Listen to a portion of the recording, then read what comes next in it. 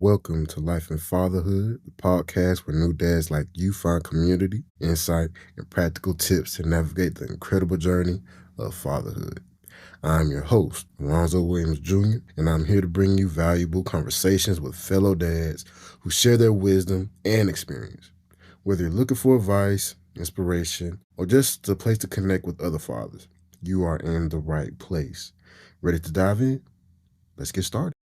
What's going on, everyone? Welcome back to another episode of Life and Fatherhood.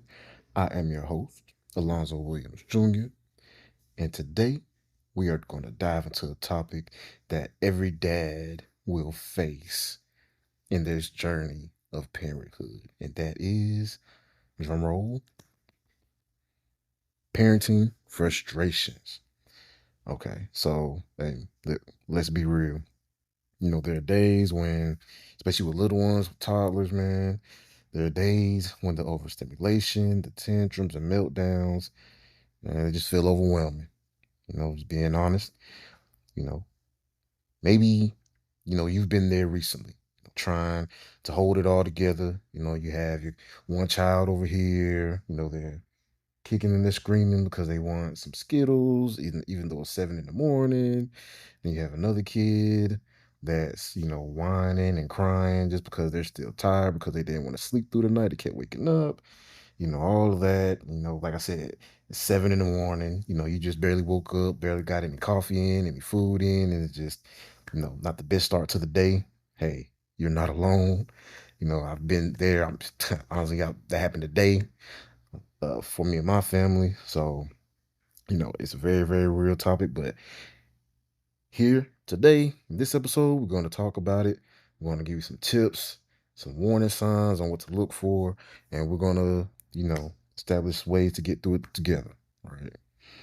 Um, you know, One thing about it though is that when we have these moments of, the parenting frustrations of dealing with little one's emotions, um, it's important to understand that, of course, we're the head of the household, but we have to understand that we do need to have breaks as well. You know what I'm saying? Like us taking breaks, they are part of the process. Um, you know, and so today, like I said, we're going to talk about embracing the chaos, letting go of those frustrations and still being able to connect with our children um, in meaningful ways. You know what I mean? Even especially during those tough moments.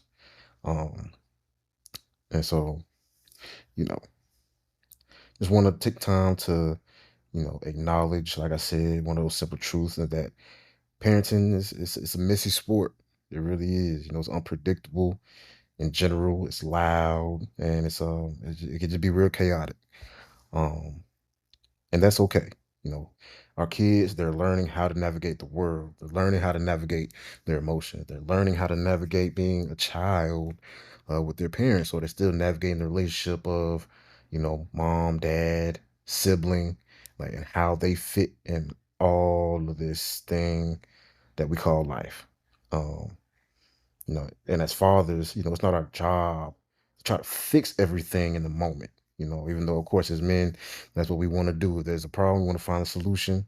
Um, and as we know, even though we keep trying to do that, as we know, we just can't fix everything. But one thing that makes our job more manageable and simpler, and I think that we're called to, is just being present and to help guide them through it. You know what I'm saying? And just so I'm clear, you don't have to be the perfect dad, you know. You don't have to be the perfect dad to be a great dad, you know. It's not about having all the answers, but it is about showing up, choosing to be patient, and making sure to create and sustain that safe space for your kids to, feel whatever it is they're feeling. No matter how serious it is, if they, hurt themselves, or, how seemingly silly it is to us that we won't let them have extra screen time on their little tablet or device, right? Um, like I said, I know it's hard and it's a struggle, but hey, it's part of the process, and we just have to embrace it. Um, one of the hardest parts of this parenting journey, like I just said earlier, was dealing with the overstimulation. You know, of course, we're human too.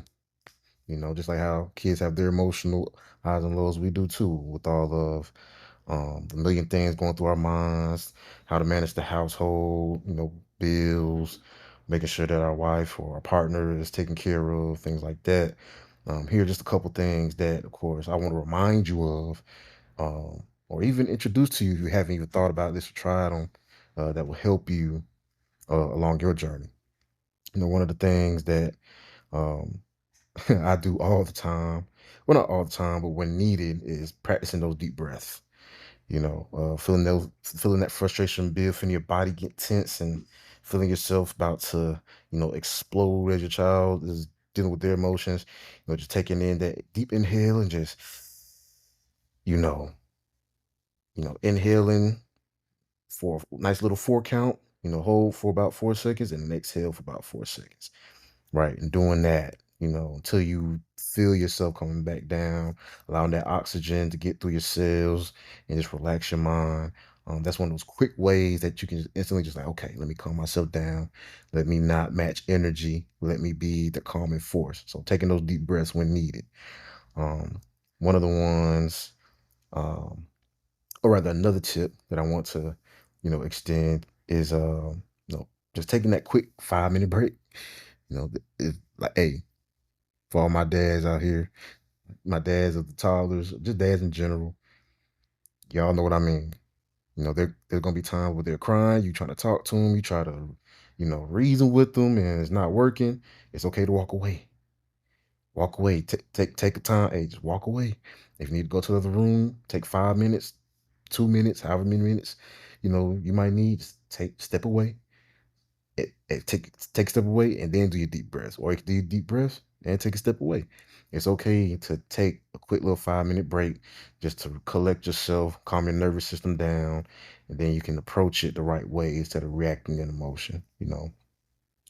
Um, heck, you could even take that 5 minutes, splash some water on your face. Go outside for some fresh air. If you're able to, or even just, like I said, just step away into some quick quiet. Off to the corner or in the next room.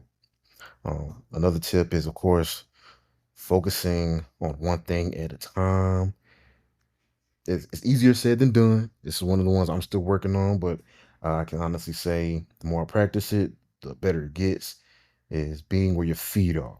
Just focusing on one thing at a time. Like I said, we juggle so much being present fathers that we're always thinking of, or always trying to think of the next thing before it even happens, trying to be 10 steps ahead. That doesn't always take all that, right? We can just be present, be where our feet are. Being with our kids and their emotions and what it is that they might be trying to tell us that we may not be understanding in that moment, but being present helps bridge that gap. So that way we can get some understanding and even just make them feel safe enough to, like I said, express those emotions and create that place of vulnerability that help not only help them, but heck, is going to help us. Right. So trying your best just to focus at the task at hand. An example will be um, let me think. There's a situation today with my son. Like I said, my oldest, he wanted what he wanted. Oh yeah, he didn't want to eat lunch because he wanted some Skittles. And so of course, explaining to him, hey, you're not doing that. You have to eat real food. Skittles are a luxury. They aren't, part of the food pyramid. Not really. You know what I mean? So of course, he didn't like that at all. And of course, with the yelling, the crying, the whining, going to mama, trying to get her approval. She says no, grandparents, and they say no, and all of that. And still having to not think about, okay, how can I fix this? But instead just, you know, being with them in those emotions. Even though, like I said, it might seem silly. Like, of course, it seems silly to me, but to him, he was like, I just really want Skittles, right? One thing that he does is when he gets really upset, he'll come to me and lift his arms up for me to pick him up. Because when he doesn't get his way, he just wants to feel seen and heard. So I just kept my mouth shut. I pick him up and, set him on my lap. After a few minutes, he calms himself down, and then he goes off doing playing with his brother or playing with some toys or doing whatever it is he does. But just something simple as that, right? Doesn't take much. In those high intense moments, just simply being there, being present, more than enough, right? Another tip, of course, is exercising that positive self-talk. Okay, you have to remind yourself, you know what I'm saying, that this is hard, but you can handle it. All right. Um, your child is not giving you a hard time, but they are having a hard time. Let me say that again. Your child isn't giving you a hard time, they are having a hard time. Okay. A lot of the times, what kids do, what our children do when they're, we think, oh, they're giving me a tough time. Why are you doing this to me? Da da da, or trying to, you know, if you're prone to feeling like your child might be trying to go against you, I just want to encourage you and let you know that's not the case. There's little people in the big world, and they don't fully understand what's going on. And so um, allow that empathy to lead you to just meet them where they are. Remind us, keep that in your mind. My child is not giving me a hard time. They are having a hard time. Okay. So some other tips that will help you along this journey is just, once again, um, you know, being sure that once they come down from those tantrums and once they come down from those crying spells or whatever it is, be sure to teach them their emotions after, they come down from those intense emotional moments.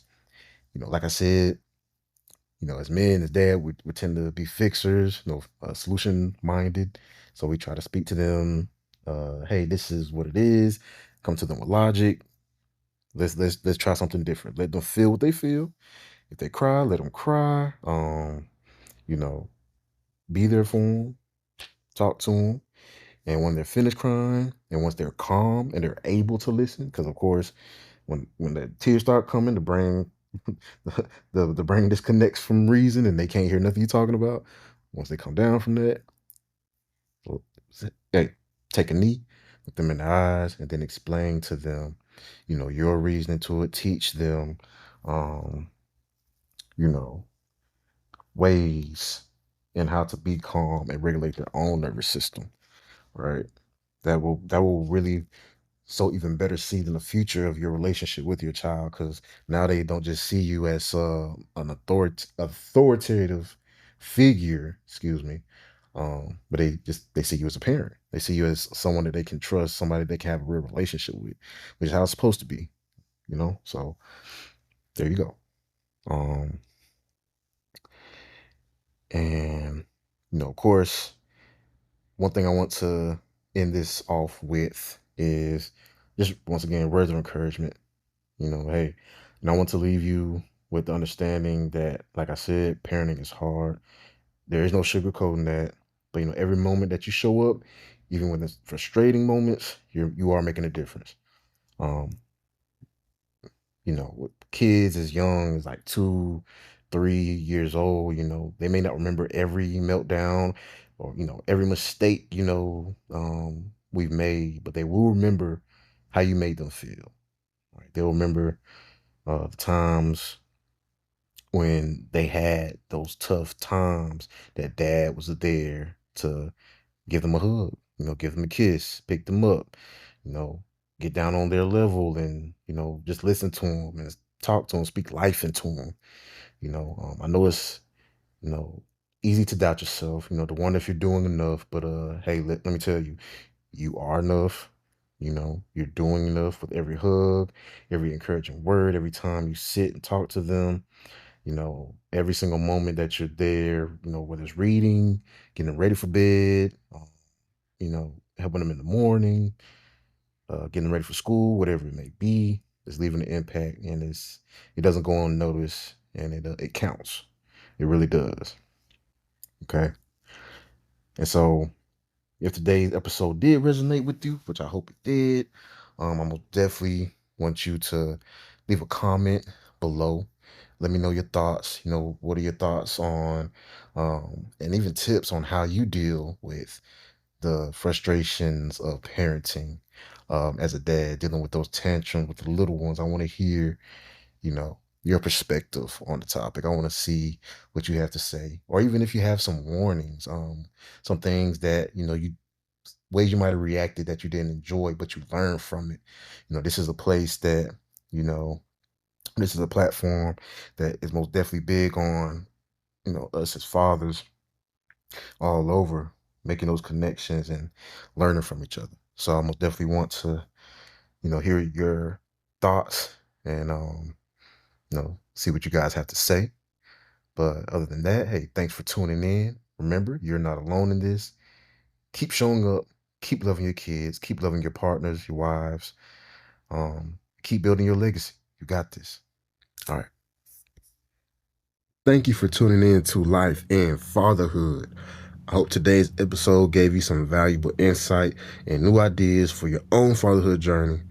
For more tips, blogs, and downloadable resources to support your wellness and leadership at home, visit lifeandfatherhood.com. Don't forget to subscribe and leave a review if you enjoy the show.